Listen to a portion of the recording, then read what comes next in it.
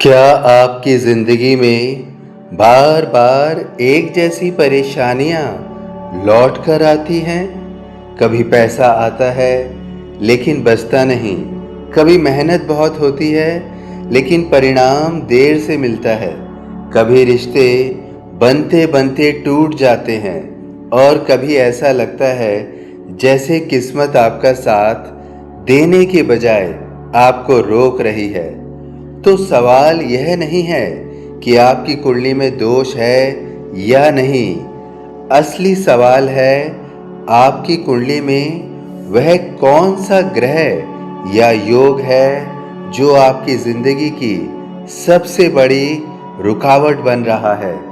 और इससे भी बड़ा रहस्य यह है कि हर दोष केवल परेशानी देने नहीं आता, कुछ दोष आपको भीतर से बदलने के लिए भी आते हैं।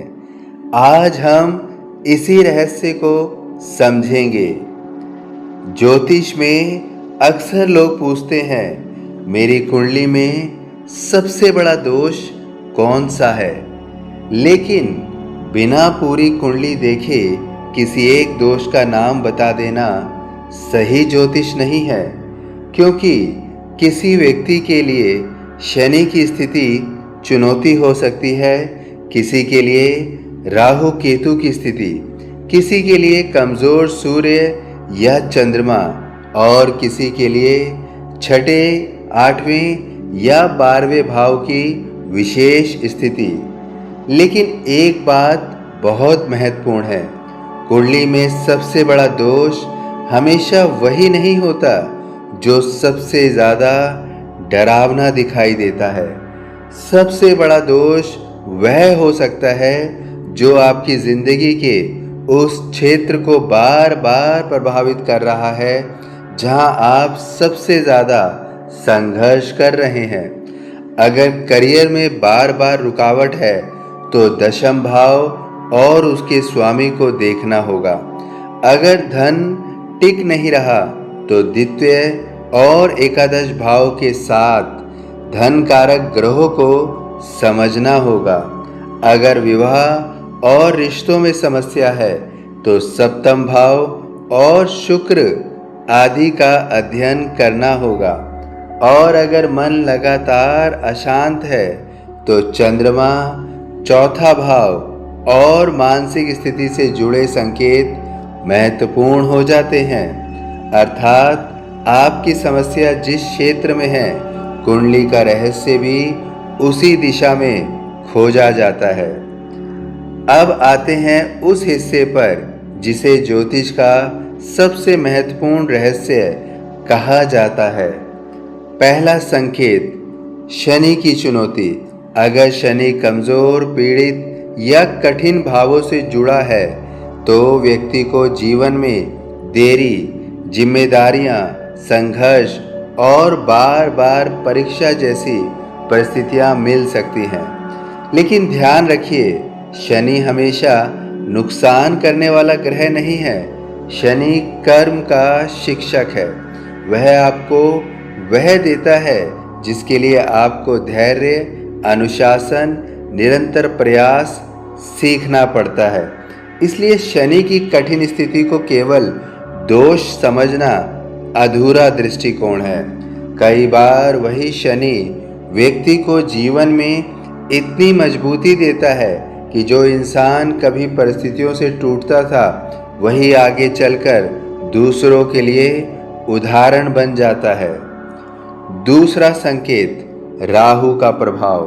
राहु भ्रम, अचानक परिवर्तन, महत्वाकांक्षा, असंतोष और ऐसी इच्छाओं से जुड़ा माना जाता है जिनकी कोई स्पष्ट सीमा नहीं होती। राहु प्रभावित व्यक्ति को बहुत कुछ चाहिए होता है। एक सफलता मिलती है तो अगली चाहिए, एक उपलब्धि मिलती है तो उससे बड़ी उपलब्धि चाहिए, लेकिन भीतर का खालीपन फिर भी समाप्त नहीं होता। यही राहु का सबसे बड़ा रहस्य है। वह आपको बाहर की दुनिया में बहुत कुछ ढूंढने के लिए प्रेरित कर सकता है, जबकि आपकी असली खोज अंदर चल रही होती है। तीसरा संकेत, केतु। जहां राहु पकड़ना सिखाता है, वहीं केतु छोड़ना सिखाता है। केतु की चुनौती कई बार व्यक्ति को ऐसी परिस्थितियों में डालती है जहां उसे समझ नहीं आता कि आखिर वह किस चीज के पीछे भाग रहा है। अचानक रुचि कम होना, पुराने रास्तों से मन हटना या जीवन में एक अजीब सी दूरी महसूस होना, इनका संबंध कुंडली के कई संकेतों से हो सकता है। लेकिन आध्यात्मिक दृष्टि से देखें तो यह हमेशा पतन नहीं होता। कभी कभी यह अंदर की यात्रा की शुरुआत भी होती है। चौथा संकेत, सूर्य की कमजोरी। सूर्य आत्मविश्वास, पहचान, नेतृत्व और जीवन में अपनी दिशा से जुड़ा माना जाता है। यदि सूर्य पीड़ित हो तो व्यक्ति कभी कभी अपनी क्षमता पर ही संदेह करने लगता है। दूसरों की स्वीकृति उसके लिए बहुत महत्वपूर्ण हो जाती है। वह अपने निर्णयों पर भरोसा नहीं कर पाता और धीरे धीरे उसकी सबसे बड़ी समस्या ग्रह नहीं बल्कि अपने अंदर के प्रकाश से दूरी बन जाती है। पांचवा संकेत, चंद्रमा की स्थिति। चंद्रमा मन और भावनात्मक स्थिति से जुड़ा महत्वपूर्ण ग्रह है। यदि चंद्रमा पर कठिन प्रभाव हो तो व्यक्ति जरूरत से ज़्यादा सोच सकता है, छोटी बातों को दिल पर लगा लेता है या भविष्य को लेकर अनावश्यक चिंता करता रहता है। बाहर से सब ठीक दिखाई देता है लेकिन अंदर लगातार हलचल चलती रहती है। और यही कारण है कि कभी कभी कुंडली में सबसे बड़ा संघर्ष बाहर नहीं, मन के भीतर दिखाई देता है। अब इस पूरी बात को आध्यात्मिक दृष्टि से समझिए। सनातन परंपरा में ग्रहों को केवल डर पैदा करने वाले तत्वों की तरह नहीं देखा गया। ग्रह आपके जीवन में कर्म, समय और अनुभवों के प्रतीक भी माने जाते हैं। इसलिए अगर कुंडली में कोई चुनौती दिखाई देती है तो पहला सवाल यह नहीं होना चाहिए, मुझे इससे कैसे छुटकारा मिलेगा। पहला सवाल होना चाहिए, यह मुझे क्या सिखाने आया है। शनि कहता है धैर्य रखो, राहु कहता है इच्छाओं के पीछे भागते भागते खुद को मत खोजो, केतु कहता है हर चीज को पकड़ कर रखना जरूरी नहीं, सूर्य कहता है दूसरों की रोशनी में अपनी पहचान मत ढूंढो, चंद्रमा कहता है मन को अपना मालिक नहीं अपना सेवक बनाओ। यही वह जगह है जहां ज्योतिष और अध्यात्म एक दूसरे से जुड़ते हैं, क्योंकि ग्रहों को केवल दोष मान लेना से व्यक्ति डर जाता है, लेकिन ग्रहों को जीवन के शिक्षक की तरह देखने से व्यक्ति जागना शुरू करता है। कल्पना कीजिए किसी व्यक्ति की कुंडली में शनि की चुनौती है।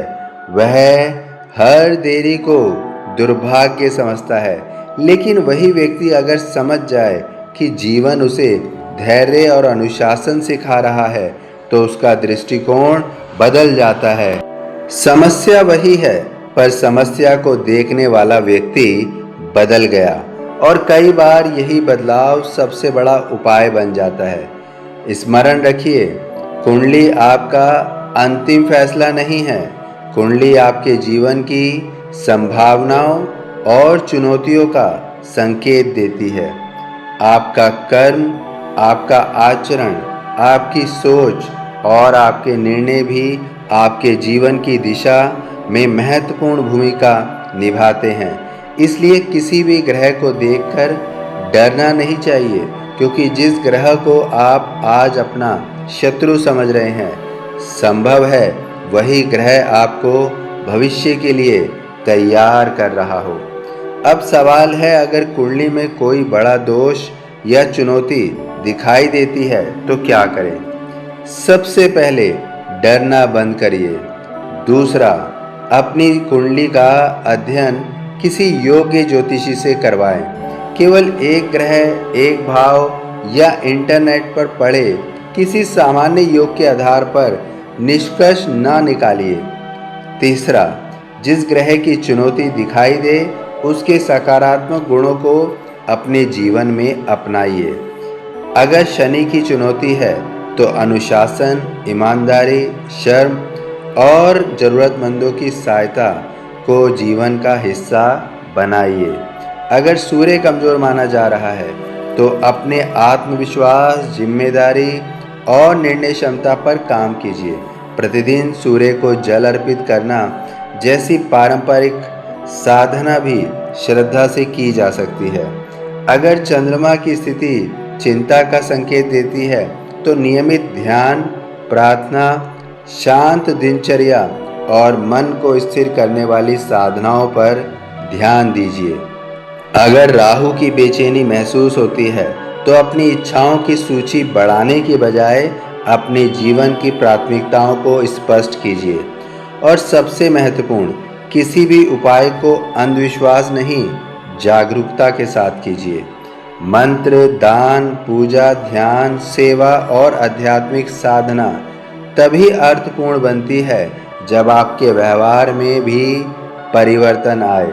क्योंकि अगर व्यक्ति पूजा तो करता रहे लेकिन कर्म वही रखे जो केवल बाहरी उपाय जीवन की पूरी तरह नहीं बदल सकते। अर्थात पूजा करने से जीवन नहीं बदलता। जब तक आप अपने अंदर परिवर्तन नहीं लाएंगे, आपके जीवन में परिवर्तन नहीं आएगा। इसलिए उपाय करने के साथ साथ अपने जीवन में, अपने भीतर प्रकाश लाइए। अपने भीतर जो दोष है उसे दूर कीजिए और अपने अंदर परिवर्तन लाइए। इसलिए एक सरल आध्यात्मिक नियम याद रखिए, ग्रहों को बदलने से पहले अपने कर्मों की दिशा बदलिए। कर्मों की दिशा बदलोगे तो जीवन की दिशा बदलने लगेगी। और अगर आपकी कुंडली में कोई कठिन योग है तो उसे अपनी कमजोरी मत समझिए। हो सकता है वही आपकी सबसे बड़ी शक्ति बनने की तैयारी हो। तो अब अगली बार जब जीवन में कोई रुकावट आए तो तुरंत यह मत कहिए मेरी किस्मत खराब है। एक पल रुकिए और पूछिए, यह परिस्थिति मुझे क्या सिखाने आई है। क्योंकि ज्योतिष केवल यह बताने की कोशिश नहीं करता कि रास्ते में पत्थर कहाँ हैं। सच्चा ज्ञान यह भी सिखाता है कि उन पत्थरों को पार करके आगे कैसे बढ़ना है। आपकी कुंडली में कौन सा ग्रह सबसे बड़ी चुनौती बन रहा है, यह जानने के लिए पूरी कुंडली का विश्लेषण अवश्य कराएं। अगर आप चाहते हैं कि ऐसे ही ज्योतिष और अध्यात्म के गहरे रहस्य सरल भाषा में आपके सामने आते रहें तो वीडियो को लाइक करिए और चैनल को सब्सक्राइब करिए और कमेंट में लिखिए अपने विचार, जो ग्रह या जो बाधा आपकी कुंडली में आपको दिखाई दे रही है। और इस वीडियो को उस व्यक्ति तक ज़रूर पहुंचाइए जो इस समय अपनी किस्मत से परेशान है। हो सकता है उसे आज यह समझने की ज़रूरत हो कि कभी कभी कुंडली की सबसे बड़ी चुनौती ही इंसान के जीवन की सबसे बड़ी जागृति बन जाती है।